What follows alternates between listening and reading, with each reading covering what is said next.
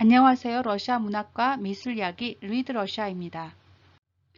오늘은 지난 시간 분인 1편에 이어서 1933년 러시아 작가들 중 최초로 노벨 문학상을 수상한 이반 분인의 인간적인 면모와 러시아 작가들과의 관계를 살펴보려고 합니다. 많은 관심 가져주시고요. 구독, 좋아요 꼭 눌러주세요. 분인의 개인적 성향을 말할 때 꼭 언급되는 부분은 여행을 좋아했다는 것입니다. 분인은 러시아의 남부 전역과 동양 국가들을 돌아다녔죠.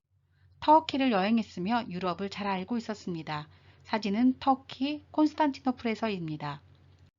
또한 분인은 스리랑카를 여행했습니다. 이 사진은 스리랑카 여행 중의 분인입니다. 그리고 아프리카까지 여행했죠. 여행에서 받은 인상을 작품으로 창작하기도 했습니다.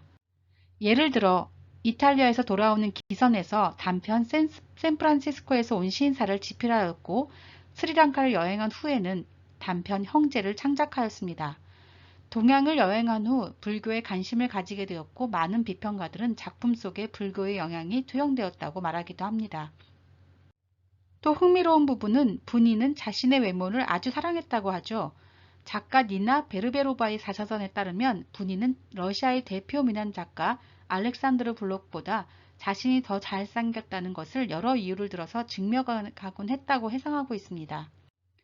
블라지미르 나보코프는 분인이 나이가 들어 변하는 것을 매우 염려했다고 말했습니다.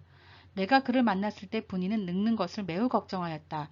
그는 첫 마디가 내가 30살이나 많음에도 불구하고 자신이 나보다 더 꼿꼿하다는 것을 매우 만족스럽게 말했다고 언급했습니다.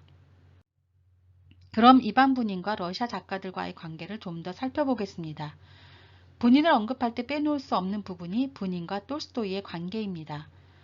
분인의 생애 1편에서 이미 설명하였듯이 분인은 젊었을 때 톨스토이 주의자였습니다.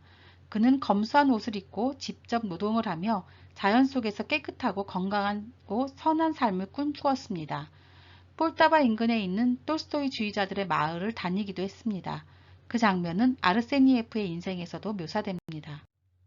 그리고 1894년 레프 톨스토이를 만났죠. 분인은 감동적인 인상을 받았다고 했습니다. 톨스토이는 젊은 작가에게 검소하게 살 것이 아니라 항상 양심에 따라 행동할 것을 조언했다고 하죠. 그리고 고리키와의 관계를 말하지 않을 수 없습니다. 사진은 1902년 얄타에서 찍은 고리키와 다른 작가들과의 사진입니다. 약 10년 동안 분인은 여러 부분에서 고리키와 함께 언급되었습니다. 연구자들은 분인과 고리키의 관계를 몇 단계로 나누어 설명합니다. 19세기 말에 점차 가까워지는 시기였다가 1900년대에는 밀접한 교류의 시기가 됩니다. 그리고 1917년 러시아 혁명을 계기로 갈라서게 되죠. 그 후엔 서로에게 완전히 적대적인 시각을 가지게 되고 공공연하게 아주 냉혹한 비판도 서슴지 않았습니다. 고리키와 분인은 1899년 얄타에서 만났습니다. 분인 회상록에 따르면 고리키는 감상적인 분위기로 첫 만남에서 이렇게 말했다고 하죠.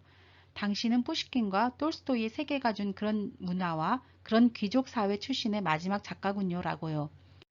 분인은 며칠 후 고리키에게 자신의 책인 열린 하늘 아래서를 보냈고 그렇게 서신왕래가 시작되었으며 약 18년 동안 계속되었습니다. 사진은 문학단체 스레다, 즉 수요일의 모습입니다. 1902년 사진이죠. 왼쪽부터 스키탈레츠, 안드레예프, 고리키, 텔레쇼프, 샬라핀, 분인, 치리코프입니다. 분인은 1890년대 후반부터 수요일이라는 문학서클의 주요 멤버가 되죠. 수요일의 회원은 고리키, 쿠프린 등이었고 최호프도 가끔 참석하였습니다. 고리키는 분인의 초기 작품들에 대해 좋은 평가를 내렸으며 단편 안토노프의 사과에 대해서도 좋은 작품이다. 여기서 분인은 마치 젊은 신처럼 성숙되었다라고 호평하였죠.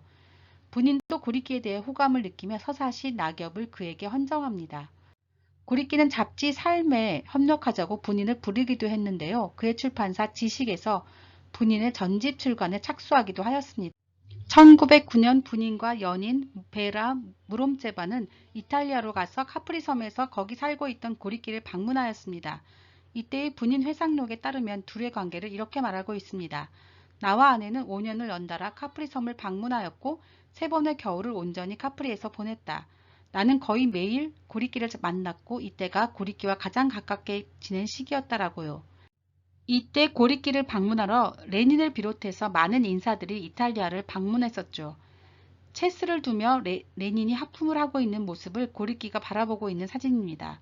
나중에 베라 무롬제바의 회상에 따르면 두 작가는 많은 부분에서 다른 시각을 나타냈지만 여전히 서로 사랑하고 있다라고 했습니다.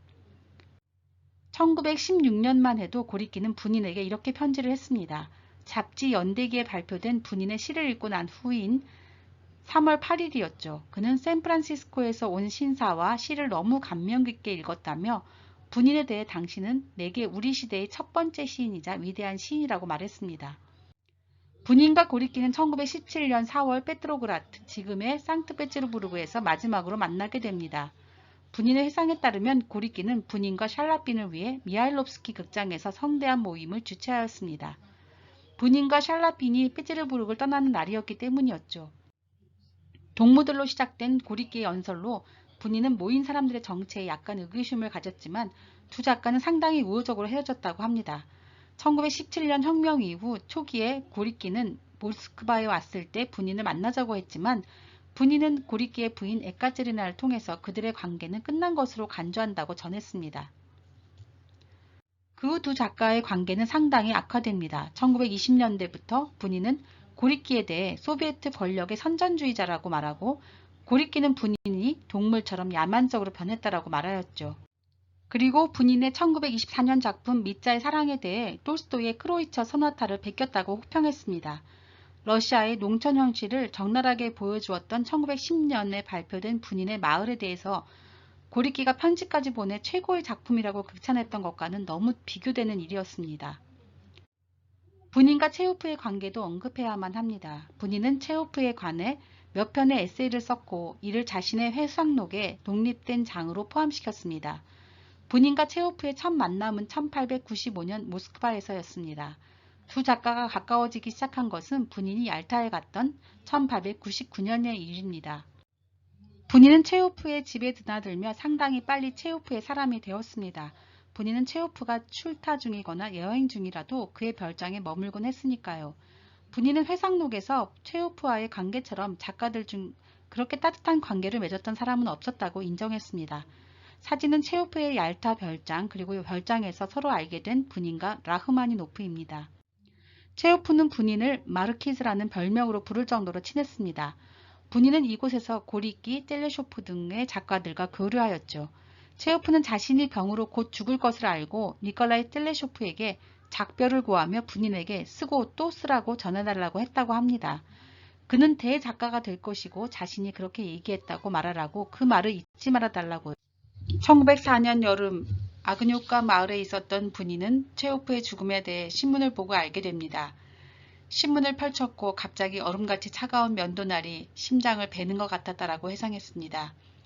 며칠 후 분인은 고리끼의 편지를 받았는데 고리끼는 작가들이 체호프에 대한 회상록 발간을 준비하고 있다는 내용이었습니다. 분인도 이 작업에 참여하기를 부탁했죠.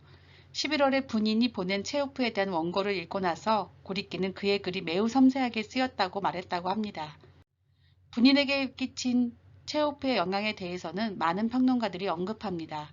어떤 이들은 분인의 시적인 산문에 주의를 기울여서 두 작가의 리듬성을 지적하였습니다.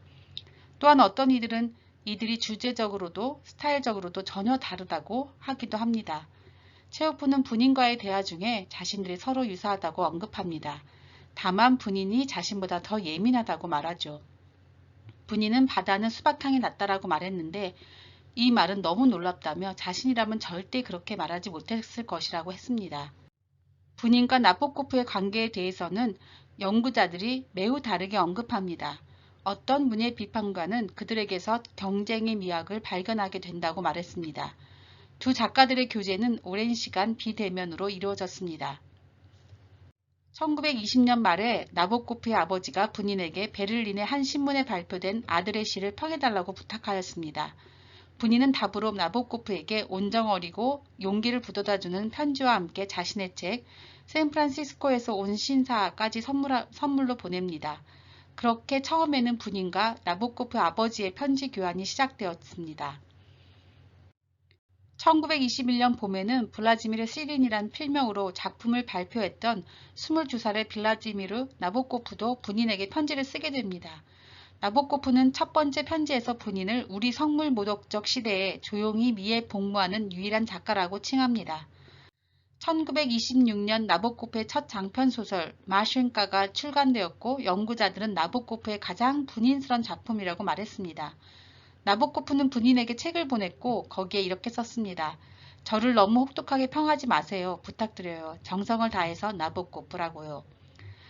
3년 후 나보코프는 선집 초브르의 귀환을 출간했고 부인에게 위대한 장인에게 열심인 제자로부터라고 서명을 해서 보냈습니다. 이반 부인에게 나보코프의 단편 모욕이 헌정되었습니다. 나보코프는 부인의 노벨상 수상도 매우 긍정적으로 반응하였습니다. 그라세로 보낸 전보에서 이렇게 썼지요. 당신께서 상을 받아서 매우 행복합니다라고요. 1933년 말 두 작가의 첫 만남이 성사되었습니다. 부인이 베를린 행사에 갔을 때 나보코프를 개인적으로 만난 것입니다. 그 후 사이가 예전 같지 않게 되었습니다. 문학비평가 올가 끼릴리나는 나보코프가 부인에게 자신의 책을 보내며 썼던 서명이 변화된 관계를 증명해준다고 말했습니다. 예전에 감동적이고 환희에 찬 인정이 사라지게 된 것이죠. 사형장으로의 초대를 보냈을 때 이렇게 썼습니다. 소중한 이반 알렉세이비치 부인에게 안부를 전하며 저자로부터라고 말입니다. 완전히 절연한 것은 아니었지만 상호간의 신경전은 더 커집니다. 긴장이 발생하였죠. 그 중에서 망명 작가 사회에서 누가 주도권을 쥘 것인가도 중요했습니다. 예를 들어 1930년대 후반에 마르크 알다노프는 부인에게 나보코프에게 우선권이 넘어갔음을 인정하라고 도발하기도 했습니다. 알다노프는 한국에는 잘 알려져 있지 않은 작가이지만 노벨 문학상에 13번이나 노미네이트된 망명 작가였습니다. 1954년에 출간된 자전적 저서 다른 해변에서 나보코프는 1936년에 파리의 한 레스토랑에서 함께 식사를 했던 부인과의 만남에 대해 이야기했습니다. 부인이 만나자고 한 것이었다고요. 이 식사는 나보코프에게 힘겨운 인상을 남겼습니다. 안타깝게도 나는 레스토랑, 보드카, 안주, 음악, 그리고 진심 어린 대화 등을 견디지 못한다. 부인은 내가 들공에도 관심이 없고 마음을 열려고 하지 않자 어리둥절했다. 식사가 끝날 때쯤 우리는 참을 수 없을 만큼 서로가 지루해졌더라고요. 한 연구자의 말에 따르면 이 만남은 두 작가 사이에 창작에 대한 대화는 이미 끝났으며 인간적으로도 그들이 서로 너무 달랐다는 것을 보여주는 일화라고 지적하였습니다. 하지만 부인은 1951년 6월 14일 일기에서 나보코프와는 한 번도 레스토랑에 가본 적이 없다라고 썼습니다. 나보코프 시린이 영어로 책을 쓰고 나에 대해서도 몇 줄 썼는데 새빨간 거짓말이다. 내가 모든 러시아인들이 좋아하듯이 나보코프와 진심 어린 속내를 나누고 술을 마시려고 무슨 비싼 러시아 레스토랑에 데리고 갔고 그는 참을 수가 없었던 것처럼 말이다. 나랑 너무 닮았군. 게다가 나는 그와 한 번도 레스토랑에 간 적이 없었다라고 밝혔습니다. 두 작가의 문학적 경쟁은 계속되었습니다. 부인의 어두운 가로수길이 출간되었을 때 한 문학 비평가는 나보코프와 동등해지려는 부인의 시도라고 여길 정도였습니다. 미국의 슬라브 문학 연구자 엘리자베타 말러주오모바는 부인이 자신이 없었다면 나보코프도 없었을 것이라고 말했다고 한 편지에서 언급했죠. 반면 나보코프는 그런 말이 있을 당시 부인의 영향에 대해 말해달라는 서면 인터뷰에 자신은 부인의 후계자들에 속하지 않는다라고 단언했습니다. 1951년 뉴욕에서 부인 80주년을 기념하는 행사를 준비하고 있던 망명작가 마르크 알다노프는 나보코프에게 부인의 작품 중 한 편을 읽어달라고 제안합니다. 그러나 나보코프는 거절하면서 이렇게 말합니다. 기와께서 아시다시피 저는 부인의 열렬한 숭배자가 아닙니다. 그의 시를 매우 높게 평가하지만 산문은 또는 가로수길의 회상록은 좀 귀하께서는 부인이 80살에 병들고 가난하다고 말씀하시는군요. 귀하가 저보다 훨씬 선하고 관대하십니다. 그러나 제 입장에 대어보세요. 어떻게 제가 성격상 낯선 사람에 대해 게다가 뚜르게네프보다 더 아래로 여기는 산문작가에 대해 많은 지인들 앞에서 기념사를 그것도 좋을 만말을 쏟아내겠습니까? 라고 말입니다. 강한 부정은 부정하고픈 긍정이 되기도 하듯이 나보코프가 아무리 부정하였다 하더라도 부인의 영향하에 그의 창작 인생도 성장하였음은 부정하기 힘든 것 같습니다. 여전히 많은 연구자들이 나보코프에 대한 부인의 영향을 말하고 있는 것이 그 증거가 되겠지요. 물론 부인의 영향이 나보코프의 문학 인생 전부를 규정하지는 않는다는 사실도 명백한 일이지만요. 나보코프의 작품들은 확실히 본인과는 결이 다르고 다른 러시아 작가들이나 세계의 어느 작가들과도 다른 독자적인 세계를 구축하였다는 것을 인정하지 않을 수 없습니다. 나보코프에 대해서는 나보코프 편에서 자세히 다루겠습니다. 오늘은 자신의 거의 모든 작품에서 사랑과 죽음을 노래한 가수라고 불리는 이반 분인의 개인적 성향과 러시아 작가들과의 관계를 살펴보았습니다. 분인은 평생 자기 집이 없었다고 하죠.